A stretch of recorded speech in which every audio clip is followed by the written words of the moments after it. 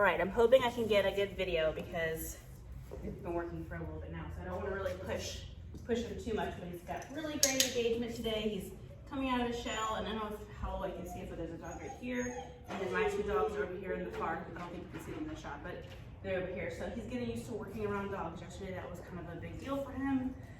He was a little nervous when he heard like them scratching their crate or anything like that. So he did a lot of barking. He hasn't really barked today. The only time he's really seemed bothered by it is when he kind of, oh, I know, when he did like a shift really quick, he kind of did like a panic move, but other than that, he's been really great. So all I'm really doing is getting him used to following my hand for food.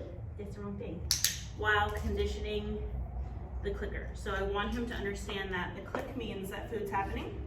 So that way it puts value on the clicker. So what I'll be using that for is to shape behavior. So as I lure him into different positions, I want to use a clicker to mark the exact moment that I like something, and that kind of helps bridges the gap between the marker and the delivery of the food.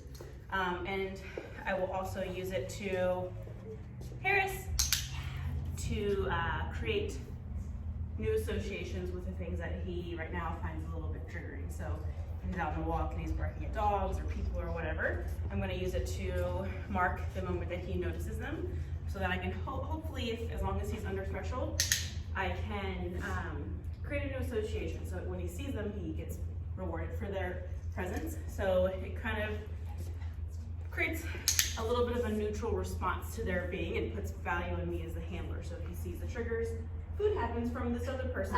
Instead of him fixating on them and getting, manifesting feelings about them, they just become a thing that exists, and then the reward and the value comes from whoever has him on leash. Good job. Yeah, yesterday he was a little bit shyer. Today he's able to move around and follow my hand.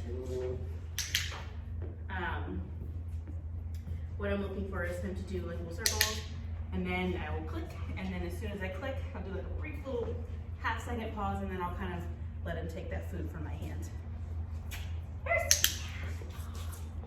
So every time he starts to look at these dogs around me, I'll just click. So right there you saw him kind of stare at him for a second.